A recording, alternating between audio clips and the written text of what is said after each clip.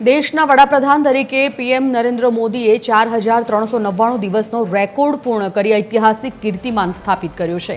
આ અવસરે ગુજરાત ભાજપના સહપ્રવક્તા ધવલ પટેલે વાપી બુલેટ ટ્રેન સ્ટેશનની મુલાકાત લીધી હતી। તેઓએ પીએમ મોદીના ડ્રીમ પ્રોજેક્ટ ગણાતી બુલેટ ટ્રેનની કામગીરીની સ્થળ પર સમીક્ષા કરી હતી।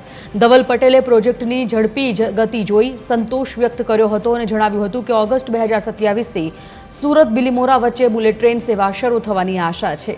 આ પ્રોજેક્ટ આધુનિક ભારતના વિકાસ અને પરિવહન ક્ષેત્રે એક મહત્વપૂર્ણ સીમાચિહ્ન સાબિત થશે, જે દેશના બે મહાનગરો અમદાવાદ અને મુંબઈને હાઈ સ્પીડથી જોડશે।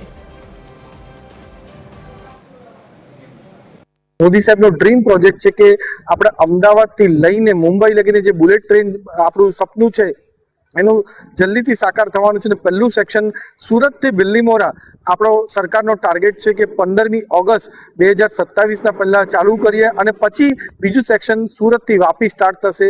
તો આ પૂરા વિસ્તારની અંદર જે આપણા લોકો ટ્રાવેલ કરે છે એમને ટ્રાવેલમાં પણ એકદમ એમને સેફટી મળશે, સાથે સાથે સમયમાં 15 થી 20 મિનિટની અંદર જ સુરતથી બિલીમોરા અને 25 થી 30 મિનિટમાં સુરતથી વાપી પણ પહોંચી હશે। અને જ્યારે પૂરું સેક્શન તૈયાર થશે ત્યારે અમદાવાદથી લઈને મુંબઈ લગીને 2 કલાકની અંદર જ એ પહોંચી હશે। એટલે જે બે ઔદ્યોગિક સૌથી મોટા કેન્દ્ર છે ને સાથે સાથે વચ્ચે સુરત વાપી એ લોકોને પણ ફાયદો થવાનો છે। આ જ રીતે મોદી સાહેબ પૂરા દેશભરમાં આ રીતના કનેક્ટિવિટી થાય ને દેશનો વિકાસ થાય એના માટે હંમેશા તત્પર છે।